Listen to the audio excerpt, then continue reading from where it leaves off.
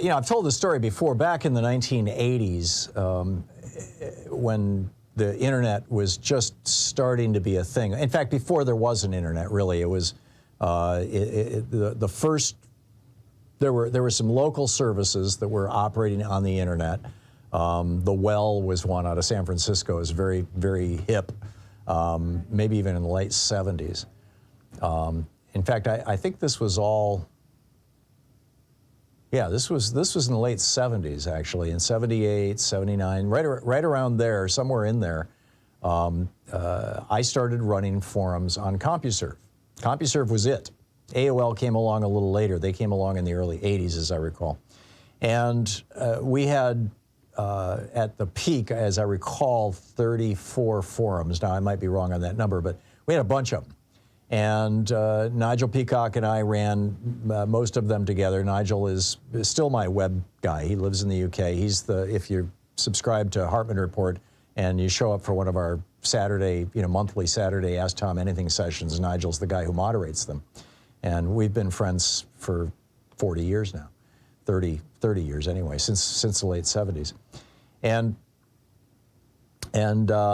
when I was running these forums on CompuServe, CompuServe would assign you an email address, and it was typically a 5-digit number with a period followed by a 3 or 4-digit number, and then at CompuServe.com. So mine was like 75764.1437 at whatever. But when you used a forum, although that email address was available, you had to use your real name. And that's the point that I was getting to in this whole backstory, is that for a decade or more, Nigel and I were running these forums on CompuServe, and Sue Nethercutt, who also works with us, was participating in forums on CompuServe. It's where we all kind of met back in the day. And, everybody had to use their real name. You couldn't go in and say, my name is Big Daddy, or my name is, whatever. You couldn't make up a name, even a real sounding name. You had to use your real name.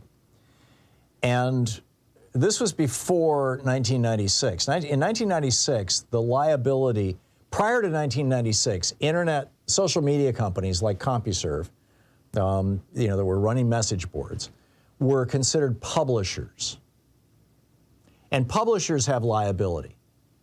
If I write a letter to the editor to the Oregonian, our local newspaper here, and I say that I think that XYZ politician is an SOB and has been killing cats in his backyard for fun and serving them to his neighbors as hamburger, and that he's just a disgusting human being, none of which is true, and the Oregonian publishes that, they incur some liability for my defamation of my neighbor. Publishers have liability. In 1996, Section 230 of the Telecommunications Act ended that liability for social media companies. And that's what made Mark Zuckerberg a billionaire. It's what made the founders of Twitter into billionaires.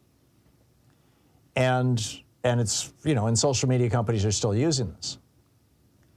And frankly, I think it should be changed. I think Section 230 needs to be altered. But now these companies have so much money, and since the Supreme Court has ruled that companies can own politicians, you now have large swaths of, frankly, both political parties that are owned by giant social media companies and big tech.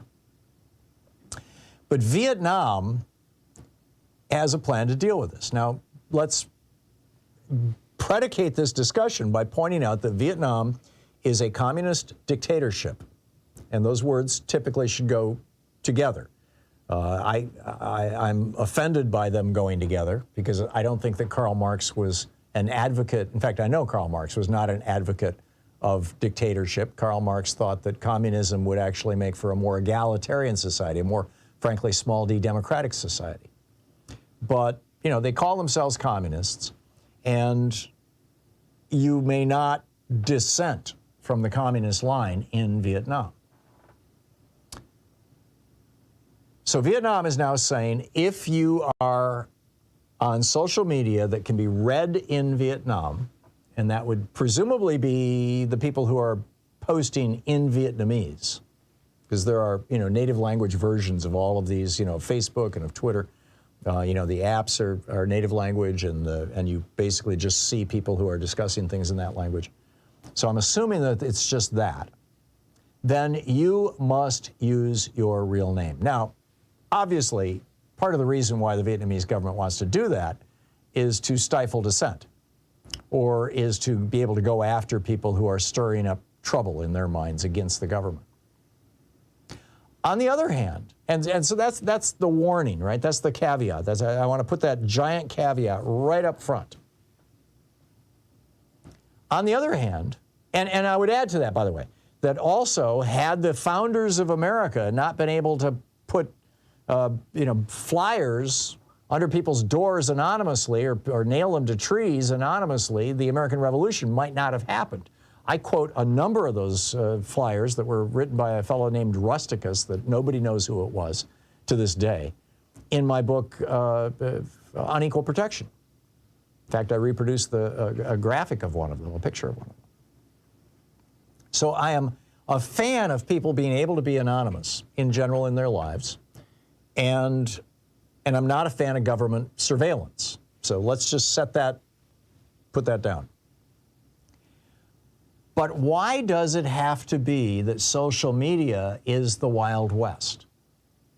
I mean, social media is a unique thing. It's a new industry. It's something that didn't exist before the 1970s.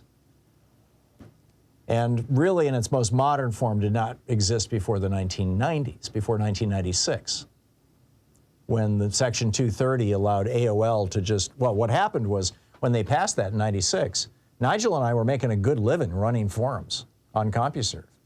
I had, the 97, I sold my ad agency in Atlanta, and Louise and I retired up to Vermont, and we had made good money running forums for CompuServe. I mean, really good money. And they just, as soon as that Section 2, because they had to pay us, because we kept the libelous, defamatory, or criminal messages off the message board.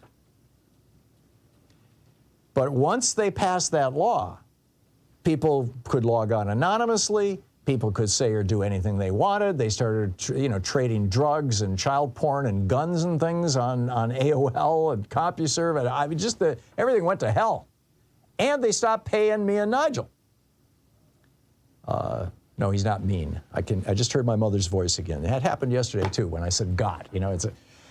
Anyhow, me and don't do that. So, which raises an interesting question. I mean, should this be the law all around the world? Should we say, yeah, you can be anonymous under some circumstances. You can't be anonymous when you publish something in the newspaper. They will not accept it.